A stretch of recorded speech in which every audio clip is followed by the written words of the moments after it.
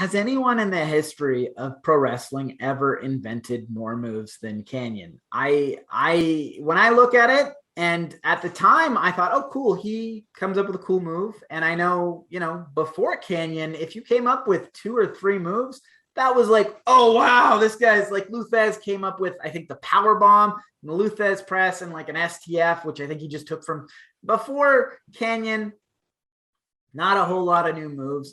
After Kanyon, there's a lot of guys who have made, like Teddy Hart has made some moves, and a lot of guys have innovated new moves, but like Kanyon was doing it on a national level every single week. Every single week he busted out on national TV a new move. Can you think of anyone that's done more than that?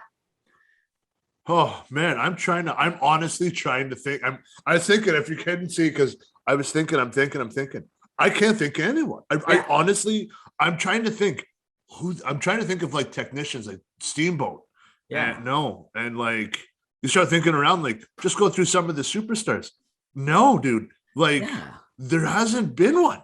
Yeah. I know. And even since then, I don't think there's been one. Yeah. Like I know Gory Guerrero invented the camel clutch and the Gory special, but I mean, like, again, that's like 3 or 4 moves. You maybe even invented a few more. And then there's a lot of these indie guys that come up with a different move, a bunch, like Teddy Hart has famously came up with like a lot of cool moves, but like this guy did it every single week, something new. And at the time, I didn't really appreciate it. I was just like, oh, cool, that's his thing. He comes up with a cool new move. It's a cool new move.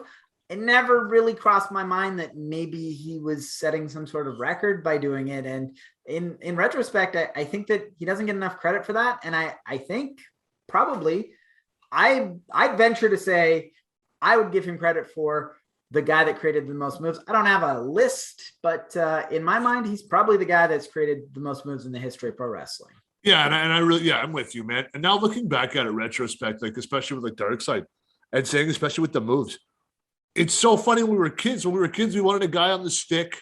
We wanted a high flying guy. Now we have an appreciation looking back at the career of Chris Kanyon on what we were watching live, and you're like, holy shit, that's cool. Yeah. Oh wow, oh that's a new one. Yeah. Oh, he's never done that before. You're like, oh wow, who's this guy? Like, who's better than Kanyon? Yeah. No one. Like, it's a proven fact. You talk about a human highlight reel. It doesn't get any better than that. Every time he came out, he had a new move, and they definitely misused that guy, and it's a shame. But I think that one thing we can do to push back against how he was misused is at least give him credit as, I mean, if not the guy who's invented the most moves, and I can't think of anyone, at least in the conversation for that. So he's a Hall of Famer in my books. Yeah. You know what? He's a Hall of Famer. I'm good. In criteria for Hall of Fame, some of them have contribution to wrestling, and it's hard to argue against his contribution because he's made up so many moves. I mean, a lot of guys use them now, so it is hard to argue against his contributions to the industry.